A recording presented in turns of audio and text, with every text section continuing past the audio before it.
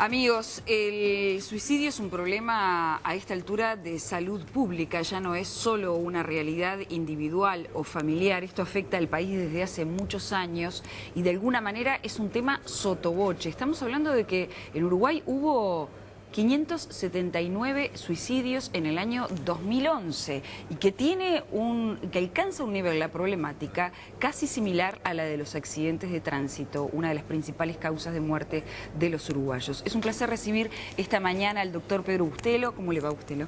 ¿Qué tal, Gabriela? Es un gusto. Es presidente de la Fundación Casa Bajones. Y es una iniciativa privada que surge en 1998 y que trabaja de manera independiente para lograr que estos grupos de autoayuda precisamente logren su cometido. Sí. El hecho de que en Uruguay del suicidio se hable poco o no se hable, ¿cómo dificulta el trabajo de detección de la persona que sufre una depresión que pueda llevarla a una medida tan terminante como esta? ¿Cómo no?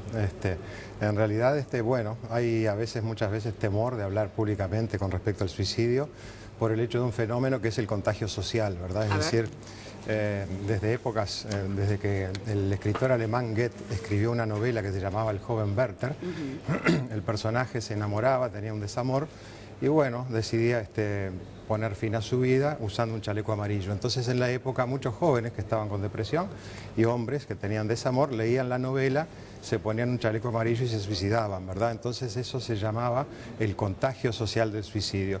Por lo tanto, es decir, siempre hay que hablar en los medios de comunicación con mucha responsabilidad a los efectos de no generar ese fenómeno.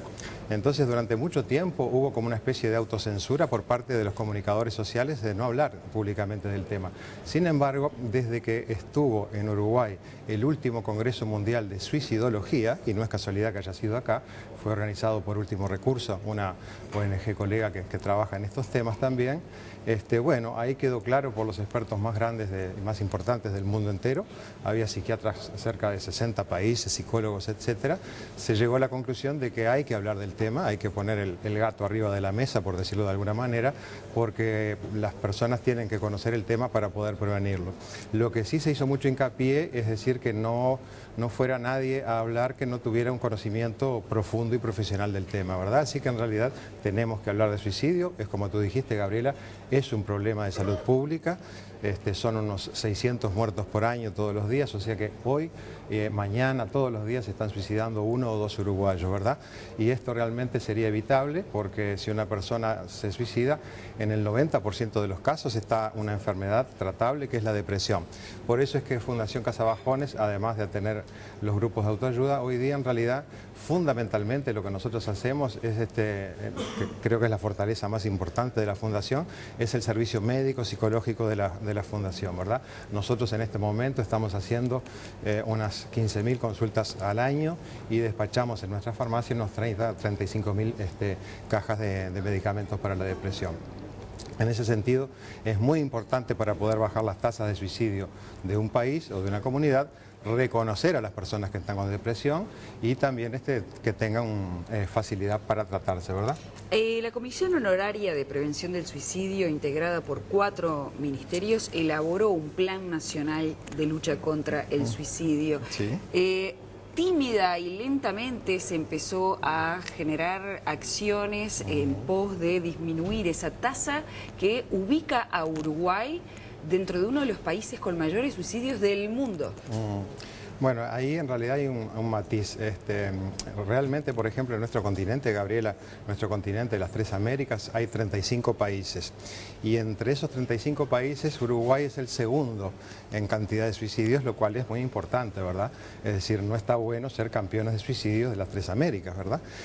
Únicamente Belice, que es un país muy pequeñito, de 60.000 habitantes, tiene más suicidios que el Uruguay en relación a la población. ¿A qué atribuye usted que Uruguay tenga esa tasa de mortalidad mortalidad por suicidio tan elevada? Tan alta y bueno, ahí es como decía recién el director de salud mental, es multifactorial, ¿verdad? Uno de los factores importantes que pueden estar ayudando es nuestra ubicación geográfica, ¿verdad? Es decir, cuando un país está más lejano del Ecuador, en general tiene menos iluminación solar. La luz solar es un antidepresivo, inclusive la luz artificial. Yo tuve la oportunidad, por suerte, hace muchos años de estudiar 4 años en la Universidad de Londres, y Inglaterra es un país muy oscuro, a las 3 de la tarde en invierno es de noche, y recuerdo que una vez me sorprendió ver un aparato de luminoterapia, es decir, los pacientes en Inglaterra, en la sala de espera, tienen un aparato que los ilumina y eso ayuda a recuperar a recuperarse del estado de ánimo deprimido. Pero usted está diciendo que Uruguay es un país que tiene pocas horas de luz, ¿no? ¿Podemos compararnos con Suecia o con Rusia o con cualquier país de Europa del Este? En esos países, Gabriela, realmente, por ejemplo, viste, la tasa de suicidios nuestra es de 17, 18 cada 100.000. Cuando tú mencionaste recién Rusia, ¿verdad? La tasa de suicidios es de 40 cada 100.000 o a veces hasta 50, porque ahí se unen, por ejemplo, ¿no? Inviernos larguísimos, sin sol, nos quejamos de 6 grados bajo cero, ahí hay 40 grados bajo cero y durante 8 meses, ¿verdad? Además hay altísimas tasas de alcoholismo y además hay mucha pobreza, porque cuando la Unión Soviética se democratizó, por decirlo de alguna manera, y se dividieron, es decir, se pensaba que se iba a generar mucho más riqueza y en realidad bajaron se juntó. Los estándares. Sí. Doctor. Dime. Se estima que hay 600.000 uruguayos que tienen depresión, de los cuales el 80% desconoce que es depresivo. Tal cual. ¿Cómo se hace para detectar? Recién escuchábamos desde Salud Pública en el móvil que hizo Danilo, que se intenta llegar a los primeros niveles de la salud porque se dice que el suicida en el último tiempo más reciente pasó por un médico de cabecera. Tal cual, sí. Y que no se detectó por cualquier otra afección, ¿no? O por esa misma, pero que no se detectó, que no hay un registro que pueda dejar de forma pragmática, bueno, llegó por depresión o se detectó depresión cuando vino por un problema de columna. Claro, ¿cómo se puede hacer? Bueno, en realidad, por ejemplo, cuando yo estudié en Brasil 5 años y en Inglaterra 4, en estos países, por ejemplo, tuve la oportunidad de trabajar en centros colaboradores de la Organización Mundial de la Salud. Los centros colaboradores supuestamente son lugares en donde se hace la medicina ideal y eso después se comparte con todos los ministerios de salud pública de todos los países. En ese sentido, hay que saber que la prevalencia de la depresión en una policlínica de medicina general, entre los pacientes que están esperando, el 50% es portador de depresión. Entonces, por ejemplo, yo vi en el Hospital de Clínicas de Porto Alegre cómo aplicaban un cuestionario de 20 preguntas a todas las personas, es decir, es un instrumento, es como un termómetro para medir tu estado de ánimo y detectar la depresión. Luego, en Londres, vi el mismo formulario en inglés con las correspondientes validaciones estadísticas que se usaba.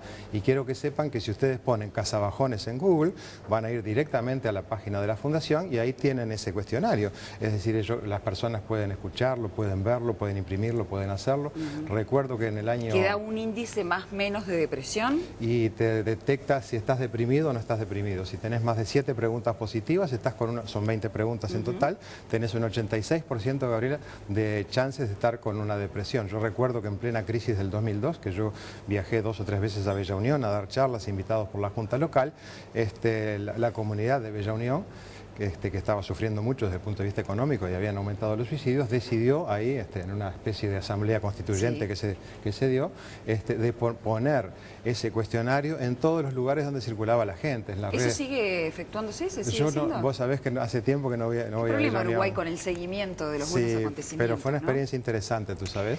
Doctor, el hecho de que la depresión no sea, más allá de que después se pueda traducir en un problema físico, tangible, el hecho de que sea una enfermedad psiquiátrica curable, pero que sea una enfermedad psiquiátrica, ¿lo hace más difícil de detectar porque hay prejuicios en nuestra sociedad? Hay preconceptos, en ese sentido está clarísimo, recién hablábamos antes de comenzar a estar al aire, es decir, la depresión es mucho más frecuente en las mujeres. Siempre en cualquier comunidad, de cada 4 deprimidos, 3 son damas y 1 es un caballero. Pero los que más se matan son los hombres. Sin embargo, los suicidios consumados, la mayoría son en varones, ¿verdad?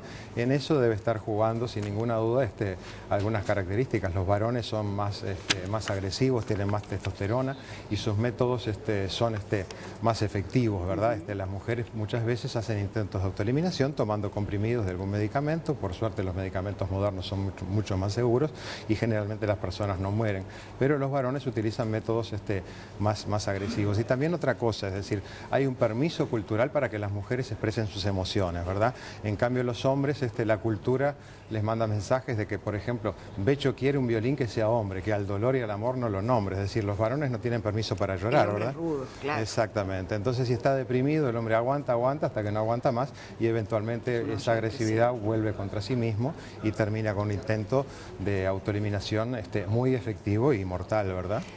Algunas personas que pueden en este momento estar pasando por esta situación pueden pensar, subestimando lo que les sucede, que simplemente están tristes, que no han podido abordar un problema puntual, económico, social, efectivo, que los ha sobrepasado. ¿Puede usted determinar cuál es la sintomatología? Claro, con mucho gusto. De una persona que está viviendo de manera acuciante la depresión y que no se está dando cuenta? Sí, con mucho gusto, Gabriela. Claro, lo primero es hay que separar y hay que diferenciar lo que es la tristeza de la depresión, ¿verdad? La tristeza es un sentimiento normal de nuestra vida anímica y no debe ser medicalizado, tratado, ni psiquiatrizado, ni psicologizado. La tristeza hay que vivirla y es un mecanismo de crecimiento y maduración, ¿verdad? Las personas deben saber que para diferenciar la tristeza normal de una depresión, la Organización Mundial de la Salud da un parámetro muy exacto, es decir, toda tristeza que dure más de 15 días debe hacernos sospechar que la persona está con depresión, o sea, con una enfermedad que tiene, que tiene algo neurobiológico, una disregulación neurobiológica en su cerebro y debe ser tratado.